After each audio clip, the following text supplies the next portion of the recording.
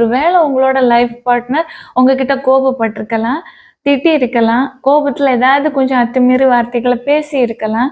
என்ன நடந்தாலும் 3வது மனுஷர்கிட்ட நீங்க போய் சொல்லக்கூடாது. சொன்னீங்க அப்படின்னா, அந்த 3வது மனுஷர்கிட்ட அப்படியே அந்த வார்த்தை தங்கிடும். என்னைக்குமே நம்மளை பற்றி ஒரு நெகட்டிவான ஒரு தாட் அவங்களோட பார்வையில இருந்துட்டே இருக்கும். ஆனா லைஃப்ல வாழ்றவங்க ஹஸ்பண்ட் ஒய்ஃப் இருக்கிறாங்க பார்த்தீங்களா, அந்த சண்டை போடுறாங்க எல்லாம் அப்போதான் அவங்களோட கோபம் ரொம்ப ஹை பிச்சில் இருக்கும். அதுக்கப்புறமா அவங்க சேர்ந்து வாழ்கிற நேரம் அவங்க ஏற்கனவே நடந்த பிரச்சனைகளை பற்றி யோசிக்கவே மாட்டாங்க. ஆனா அந்த 3வது மனுஷன் இருக்கிறான் பார்த்தீங்களா, அவங்க ரொம்ப டேஞ்சரு. எப்போவாவது நம்மளை பார்க்குற நேரம் நம்மளை திரும்பவும் அந்த சண்டைகளை ஞாபகப்படுத்தி விடுவாங்க. அன்னைக்கு எவ்வளோ பிரச்சனை ஆச்சுல்ல, என்ன ஆச்சு, எப்படி இருக்க அப்படின்னு கேட்பாங்க. நம்ம மறந்திருந்த விஷயங்களை ஞாபகம் படுத்தி நம்மளை இன்னும் வருத்தத்தில் தான் கொண்டு விடுவாங்க. இது மட்டும் இல்லை, வேற நிறைய பிரச்சனைகள் உருவாகும் லைஃப்பில். ஓகேவா? எப்போதுமே ஹஸ்பண்ட் ஒய்ஃப் ரிலேஷன்ஷிப்பில்